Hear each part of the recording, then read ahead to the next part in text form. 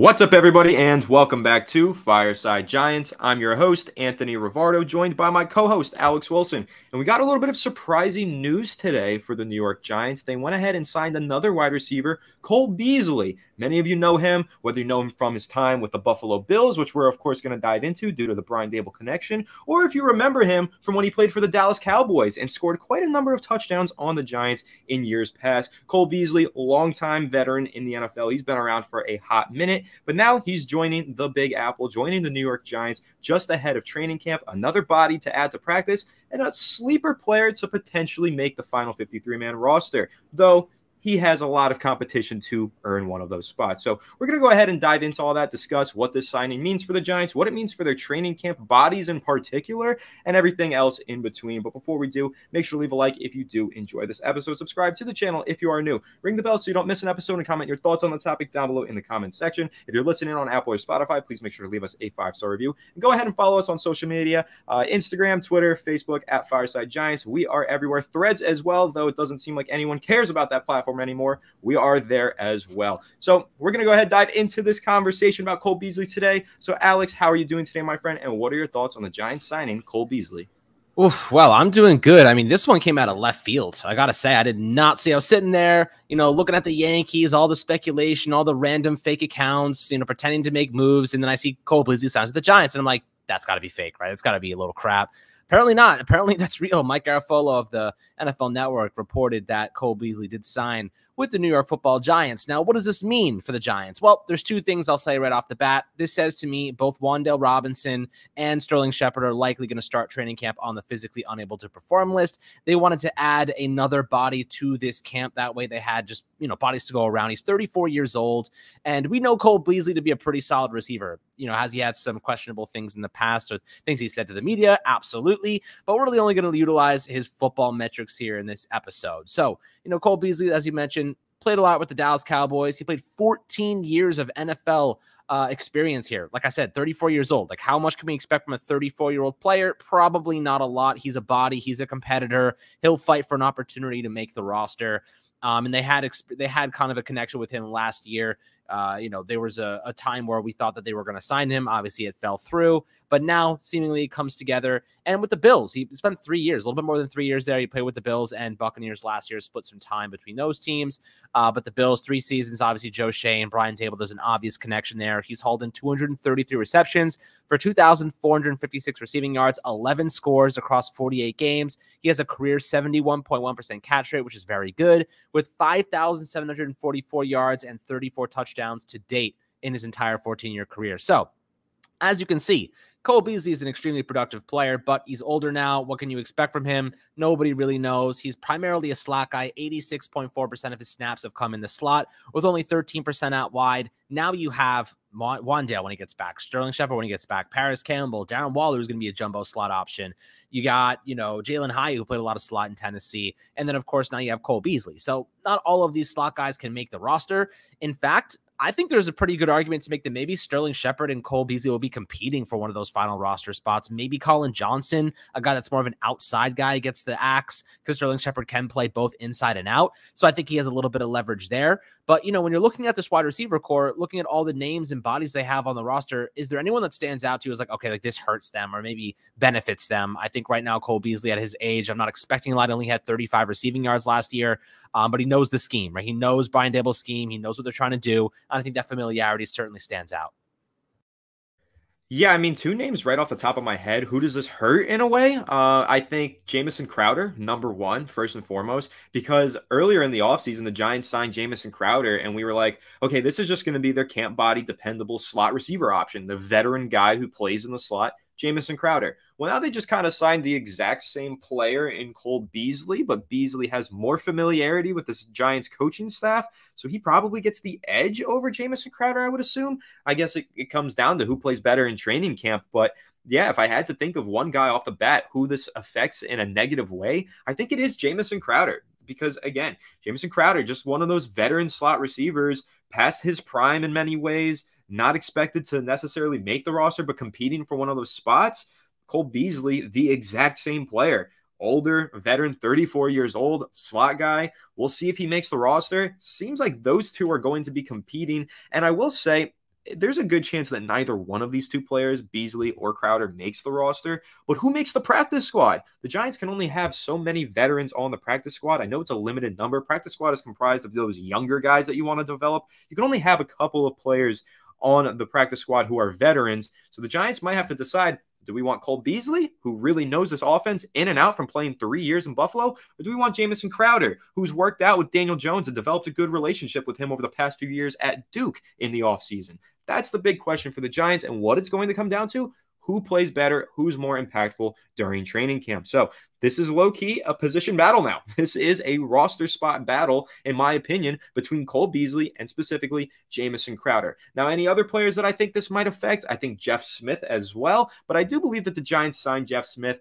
to be more of a special teams player anyway, so I think he might still be safe here. But one other player that I will throw out, Alex, and I want to hear your take on it, David Sills. Sills Army, stand up, stand down potentially. We've all really liked David Sills. We've been rooting for him. West Virginia product. In fact, something to note about him being from West Virginia, Bryce Ford Wheaton, undrafted rookie that we're all really excited about, he cited David Sills as being one of the main reasons that he chose to sign with the Giants. He had phone calls from the Eagles, the Seahawks. He spoke to Brian Dable, and then he spoke to David Sills, and he said, that's it. I'm going to the New York Giants. So there's a little bit of added value right there from David Sills, and I'm sure not many of you know about. But what I will say for Sills, he's gotten onto the field during the regular season a few times, hasn't broken out the way that everybody was hoping he would. We all wanted him to be Victor Cruz 2.0. He's not Victor Cruz 2.0. We know that now, but we all like David Sills. We're rooting for him.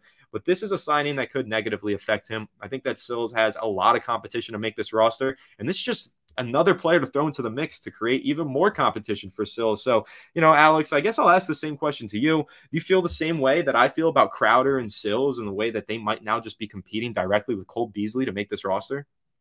I mean, look, are we going to sit here and really run through the David Sills kind of narrative again for the fourth consecutive year? The guy's just perennially a practice squad guy. Last year was the chance for him. Last year we had nobody. We're picking up Hodgins off the practice squad of the Bills. We're picking up this guy, that guy, and I don't even know, Khalifa Raymond, or maybe not Khalifa Raymond, some other guy, Marcus something, I forgot his name. He was so bad. Marcus Johnson. I mean, come on. Guys, I can't even remember the receivers we had. We were so freaking bad at times last year. And are we going to sit here and ask David Sills is going to make this roster? 99% chances no. Probably ends up the practice squad again. But the truth is, Cole Beasley, he certainly has more leverage over David Sills. He has 14 years worth of productive NFL experience, and he knows the Giants offense. He knows a good portion of that scheme because of Brian Dable, and he has a connection with Joe Shane. He knows how to manage himself in an NFL game. He knows what to expect, and he's been pretty solid over the course of his career. Now, who knows what he's got at 34 years old, but it's probably better than David Sills. It's probably better than some of these guys that are fringe roster players anyway.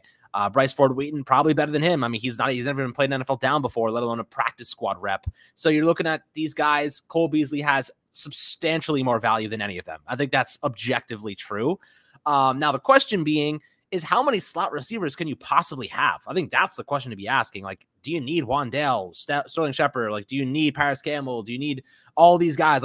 Eventually you got to have some boundary receivers, right? You want to have Isaiah Hodgins. You got Darius Slayton. You got Hyatt who could play inside and out. I guess Sterling Shepard could do both. You have some versatility there. But of these guys, Anthony, who do you think's the odd man out? Paris Campbell, Sterling Shepard. I mean, Wandale Robinson's a lock. And Paris Campbell, and missing one of them, and then Cole Beasley, right? You got four guys right there. Who's the odd man out? I'd probably go with Cole Beasley as being the odd man out, no?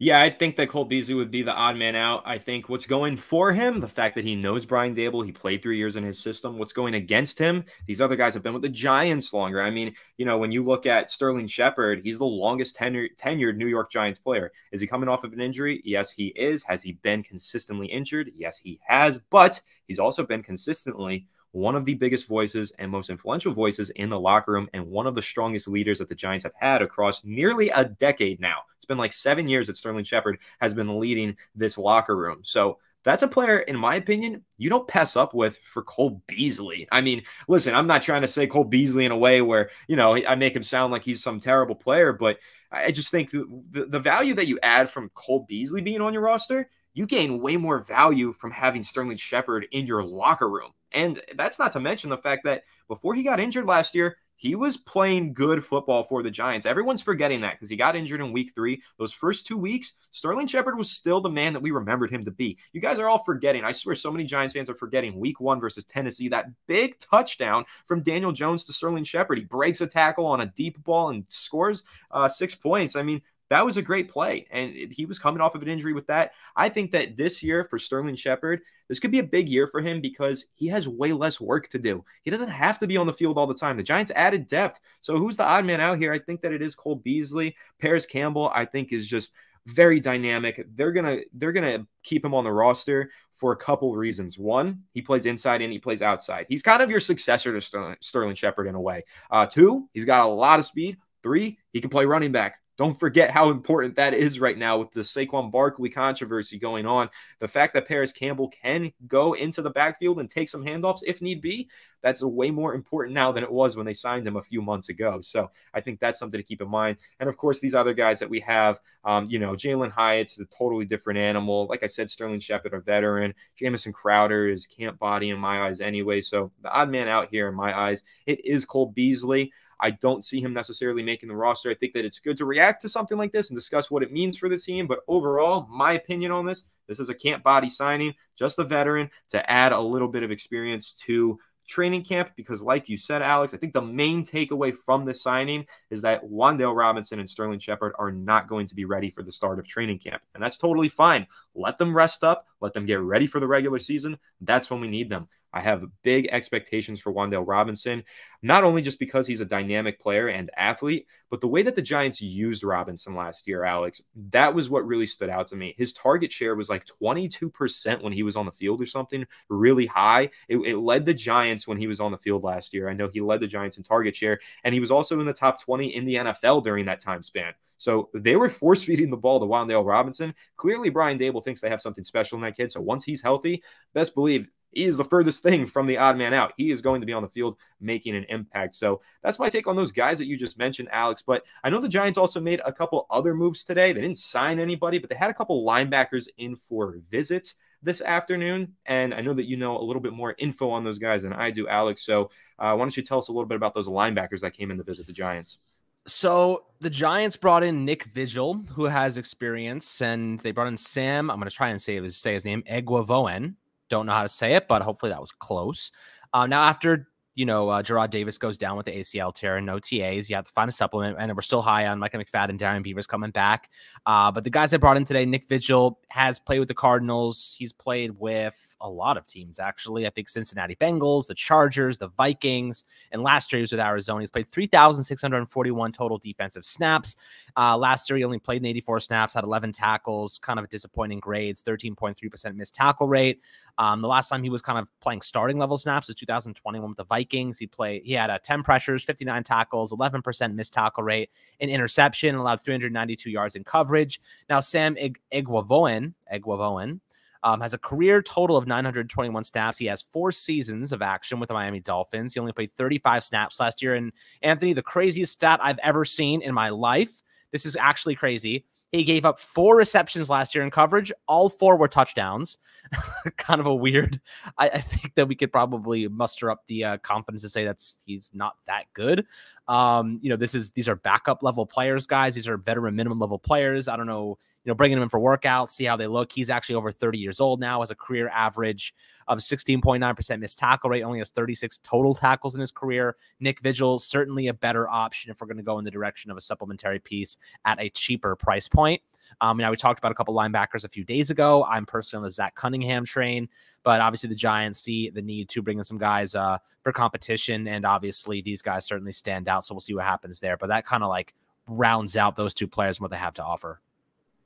Yeah, what I will say, I don't know the exact stats in terms of the yardage of those touchdowns and everything like that, but the way that that's framed to me, it's very likely that he was playing in the goal line package and he kind of just found himself in the wrong place at the wrong time. And, sometimes these linebackers are there just purely to play in one specific package, and sometimes that is goal line. What I will say, though, of the 2 players, I'm not going to attempt to pronounce the other guy's name because I really don't want to butcher it that badly and it intimidates the hell out of me. But Nick Vigil, I do know who he is, and I know that he is a good run defender, and he has played that exact same role in many defenses that Gerard Davis was meant to play for the New York Giants this season. The run stopper, the enforcer. No, he's not great in coverage, but what he does when they're in that base defense and in those heavy defensive packages, like on the goal line, that's when you send out Nick Vigil. That's what the Giants are planning on doing with Gerard Davis. So if I had to pick either of these two players, who do I think is more likely to get signed by the Giants? I think they might actually end up signing Nick Vigil just to play exactly that role that Gerard Davis was going to play. Plus, I read online that Nick Vigil has a little bit of special teams experience, which we know is always a plus for roster battling players heading into training camp. So not too much news there in the linebacker department, but maybe they do end up signing one of these guys, maybe later this afternoon, maybe tomorrow, and we'll see what goes on there. But training camp is going to be really interesting. We've got a lot of position battles that are going to start heating up here, and we have a lot of players to keep close eye on, and now we can all keep close eye on Cole Beasley and see whether or not he's able to fight his way onto the roster. And of course, as we get into training camp and as we watch these players compete and practice for the Giants, we're going to be updating you on all of that stuff right here on Fireside Giants. So make sure to leave a like if you did enjoy this episode. Subscribe to the channel if you are new. Ring the bell so you don't miss an episode, and comment your thoughts on the topic down below in the comment section. If you're listening on Apple or Spotify, please make sure to leave us a 5-star review. Go ahead and follow us on Instagram, Twitter, Facebook, and Threads at Fireside Giants. And if you're having a happy Barbenheimer, go enjoy those movies and have a really, really good day and a boatload of popcorn. And we will catch you all in the next one. Have a good one, and let's go Giants.